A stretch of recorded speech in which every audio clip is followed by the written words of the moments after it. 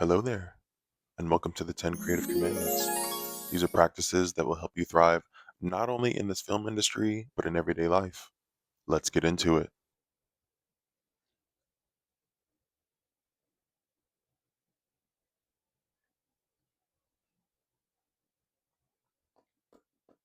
First and foremost, I do want to just thank everyone and express my deepest gratitude for people who have watched the series thus far. Those 5 to 10 of you who have watched the whole video on YouTube, you're real ones. I thank y'all. It feels like this has been a lifetime and it's only been 2 videos going on 3 now, but truly you guys blushing, you guys don't know how far words of encouragement, a like, a comment, a repost, guys. Damn. So let's actually get into it. While I would recommend going and watching the first 2 Creative Commandments, I think what would be great for all of us, very communal, is to do a recap. Let's do a recap together. The very first creative commandment is to love yourself, right? And in this segment, I talk a lot about how it is absolutely essential to have a foundation of self love for several reasons. One cannot do what is essential and what is necessary to heal and to grow unless they love themselves first. None of this matters unless you love yourself. Um, because this is not for the faint of heart, guys. This is some tough inner work. Furthermore, while it may seem like we are able to extend ourselves to others, the truth is that we can only love and extend ourselves to others to the extent that we do it for ourselves, right? Speaking of truth, the second creative commandment is to be honest with yourself and to tell the truth. Here, I map out the profound benefits to the very arduous task of learning how to become more honest and more truthful, both to yourself and to others. By starting with yourself, the more honest you are, the more you are able to both give and receive hard truths. Now, giving and receiving are wonderful things, but giving is just one thing. Receiving these hard truths really do require a like minded community, or at least people around you who can both hold themselves accountable and trust that you have their best interest at heart.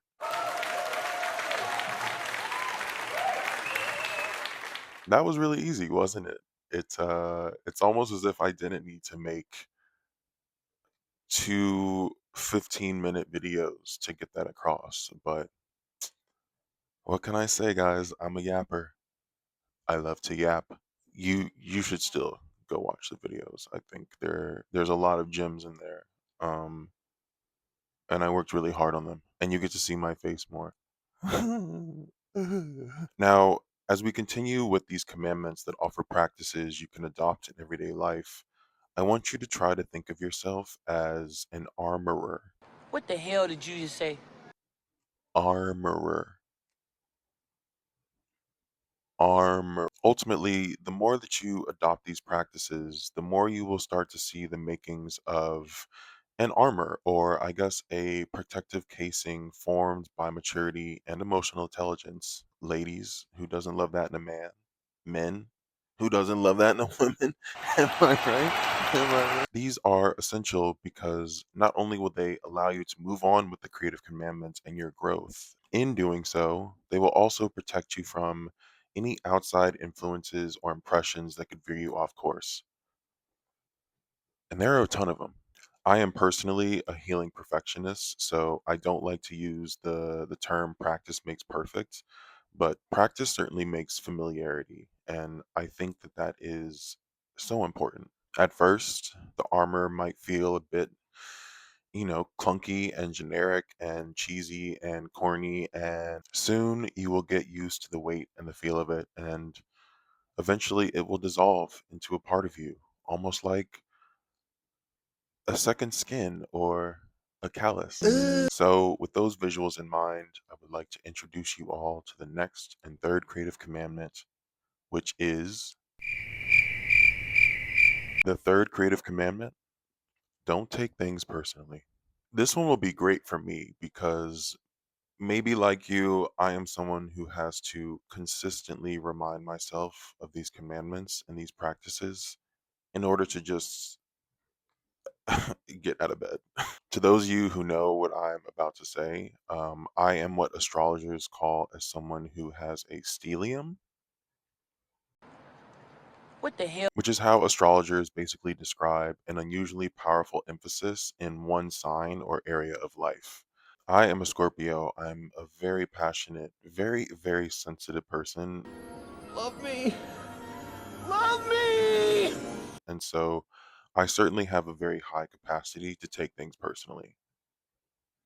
I take everything personally. I feel like if you say thank you to me, I'm gonna be like, what do you mean by that? I do want to be clear though, again, for all these emotionally suppressed men out here, that not taking things personally is not the same thing as becoming indifferent or emotionally numb.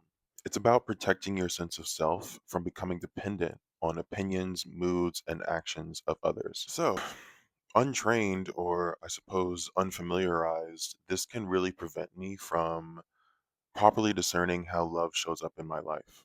And it's not only this, it's not just about discerning love properly. I think ultimately taking things personally can be a form of self destruction because the amount of energy that it depletes is amounts of energy wasted.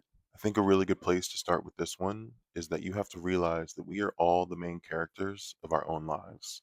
We all have different genetic traits, different upbringings, different ways of life, different cultures, etc. We all process things differently, right? All for the sake of just trying to make sense of this crazy, chaotic, beautiful world that we live in. So, in this sense, when it comes down to it, what people say to you or about you is really a projection of themselves or how they feel about themselves. And that isn't always out of pure malice. We all speak to ourselves differently, some more aggressive and some more gentle than others. But what's most important is having the tools to be able to properly discern what is at the root of the message they're trying to send you. The less personal you take things, the easier it will be to find the current beneath the surface. Am I better than everyone?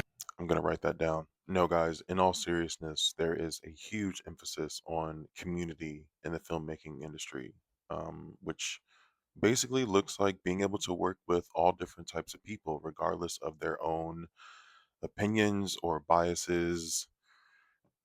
Not to sound like Rodney King, but we all kind of have to get along. And this is not easy, don't get me wrong. I don't think there's ever been a more difficult time to be able to do this because there are just so many people out here who are tripping in 2026 America who are comfortable in their ignorances and misinformation so long as it validates their own insecurities, right? But you can't let that get you down. And also, does that even sound attractive? Like why would you want to join that club? So now, here are some practices that you can do that will help you take things less personally out here. Number 1 is to consider what is and what isn't within your control. Separate effort from outcome. You control your preparation, your discipline, your honesty, and your craftsmanship. What you don't control is whether or not someone hires you, funds your project, or even understands what the hell you're talking about. Ask yourself one question. Is this mine to carry? If the answer is no, their opinion, their mood, their timing, or even their expectations, practice setting it down instead of carrying unnecessary weight. Measure success by your standards first. Y'all, external validation is so unpredictable. The most sustainable confidence is knowing when you gave your genuine best and that you honored your values in the process. I cannot tell you how many times that I have been rejected. Loser. Hey, I've heard this call before. I'll bet you have. I truly come to you as a humbled man, consistently. I mean, look, if you are a filmmaker, if you're a model, if you're a writer, if you're all three of those things, then you will certainly get a huge influx and acute amounts of rejection in your life. And I think what's most important is realizing that eventually you will find comfort in that. I cannot tell you again, just like I'm trying to think of one in particular that hit the hardest. And I think maybe it was just the extent of how much they hurt earlier on, right? When I wasn't used to that amount of rejection. When I graduated film school, my university would do this thing where they would bring in industry reps, agents, managers, what have you, where you could essentially sit down with them for a brief moment and just discuss who you were as a person, share your portfolio, all of that. Mind you, this was 2020, so the world was shut down, and you know, they certainly tried their best to make it worthwhile online, but with just like tech issues and how it was supposed to be a very one-on-one intimate meeting, it was even more difficult to just like sit there and see the agent that you were talking to immediately lose interest.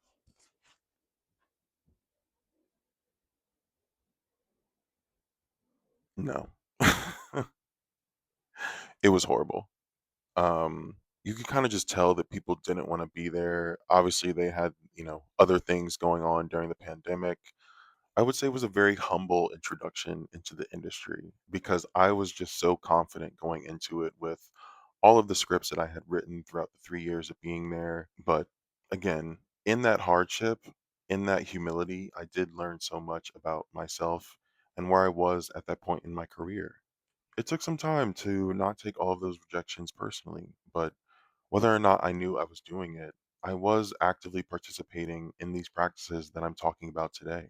Eventually, I did separate effort from outcome. I spent 3 years working on that portfolio that I presented to them. I was honest, I was authentic, I was very vulnerable, and I'm very thankful for the foundation of the work that I presented that I'm still doing today.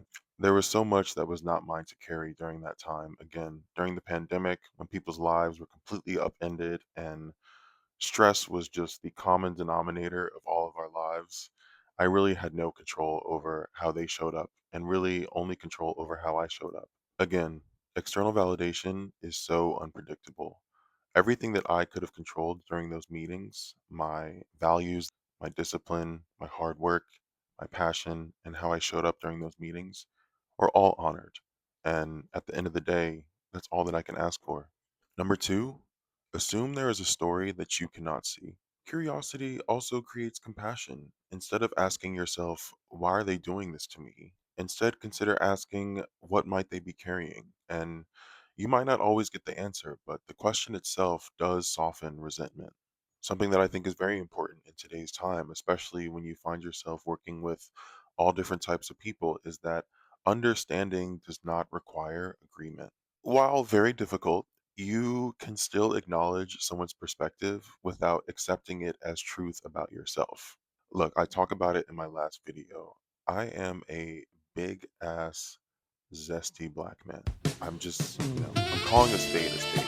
And I think, especially with the representations and perspectives of black men in general, especially in media, there are expectedly a very narrow, limited understanding of the black man diaspora, right? So there are just some times where a certain demographic of people will say something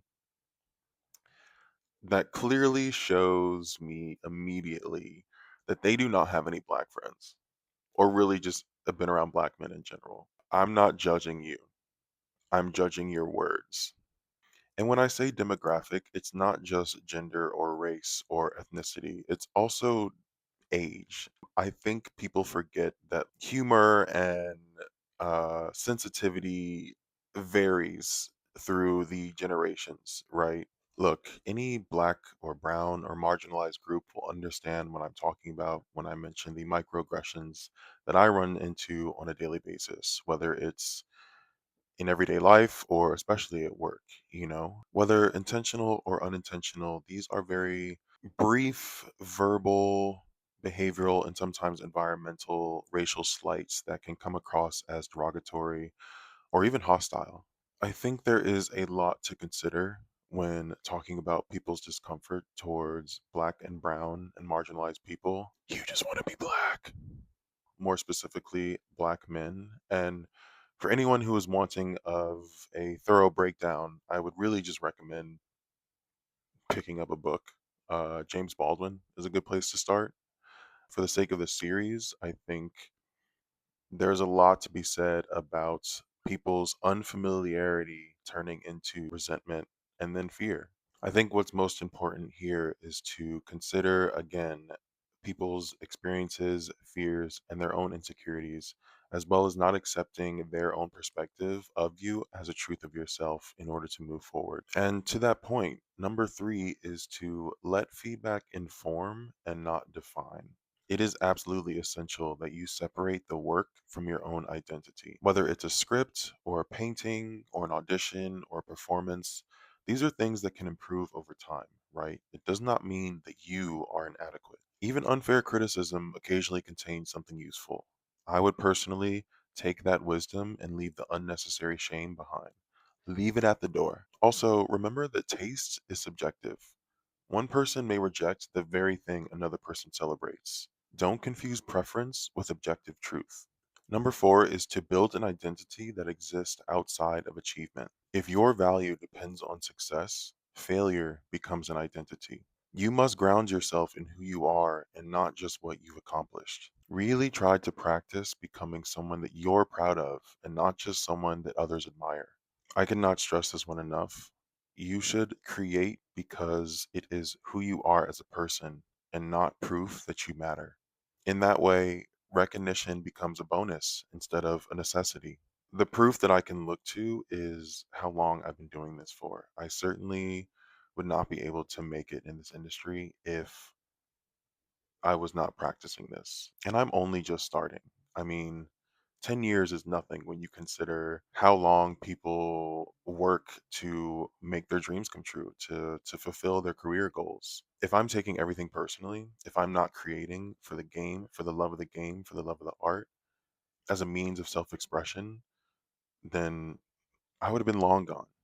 Finally, number five, remember that rejection is often redirection. With all the no's that I'm certain you've gotten so far and will continue to get in life, it is very important to realize that no is not a verdict. It can really just be information. Sometimes the opportunity wasn't right, sometimes the timing isn't aligned, sometimes you just really aren't ready to take on that opportunity and that responsibility, and the universe is protecting you. And that's okay. What's most important is what you decide to do with that information.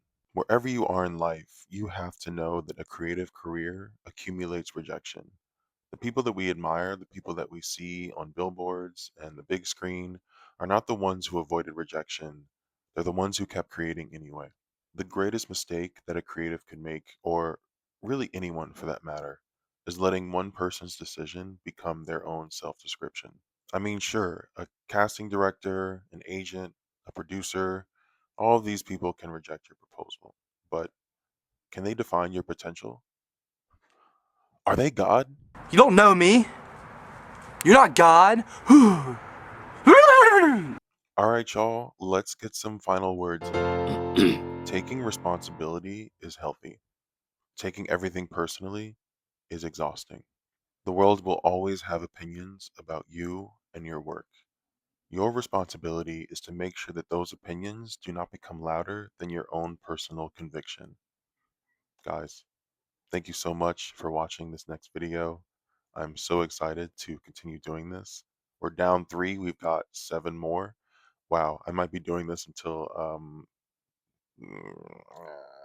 I might be doing this for a minute.